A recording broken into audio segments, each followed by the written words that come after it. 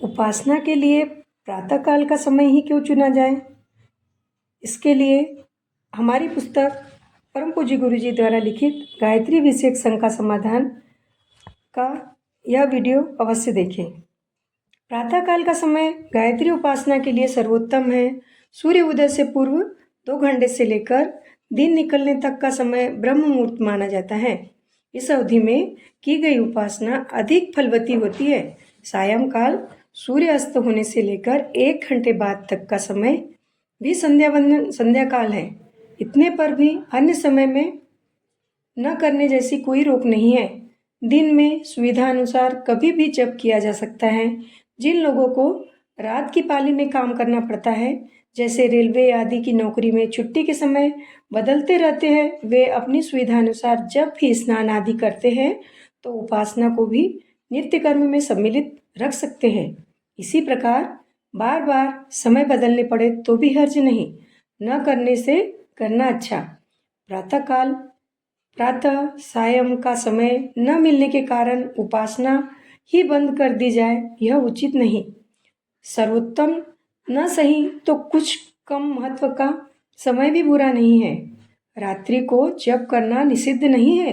शास्त्रकारों ने सामान्य सुविधा का ध्यान रखते हुए ही रात्रि का महत्व घटाया है। दिन काम करने के लिए और रात्रि विश्राम करने के लिए। विश्राम के समय काम करेंगे तो इससे स्वास्थ्य पर प्रतिकूल प्रभाव पड़ेगा। इसलिए विश्राम के घंटों में विक्षेप न करके काम के घंटों में ही अन्य कामों की तरह उपासना करने का भी औचित्य है। एक कारण यह भी है कि सविता को गायत्री का देवता माना गया है। सूर्य की उपस्थिति में उस उपासना द्वारा सूर्य तेज का अधिक आकर्षण किया जाता है। उसकी अनुपस्थिति में लाभ की मात्रा में कुछ कमी रह जाती है। इन्हीं 2 बातों के कारण रात्रि में उपासना का महत्व कम किया गया है, किंतु निषेध फिर भी नहीं है। दिन की तरह रात्रि भी भगवान द्वारा ही निर्मित है। शुभ कार्य के लिए हर घड़ी शुभ है। जिनके पास और कोई समय नहीं बचता, वे रात्रि में भी अपनी सुविधा अनुसार किसी भी समय अपनी उपासना कर सकते हैं।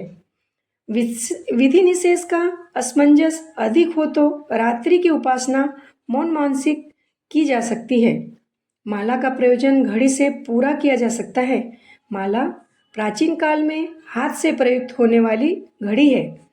परंपरा का निर्वाह करना और माला के सहारे जप करने की नियमितता बनाए रखना उत्तम है।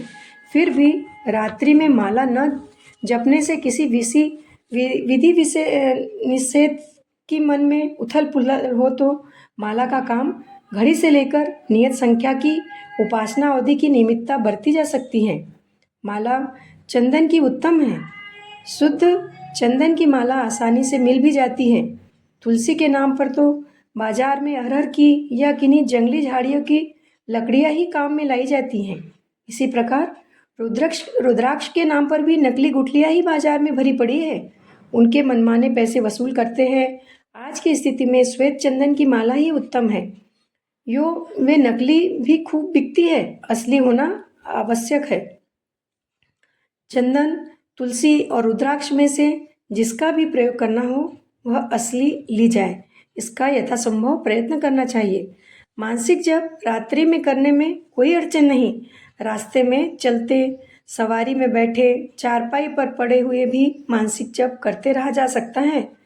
ओठ, कंठ, जीभ बिना हिलाए मन ही मन जप ध्यान करने में किसी भी स्थिति, किसी भी समय का कोई प्रतिबंध नहीं है।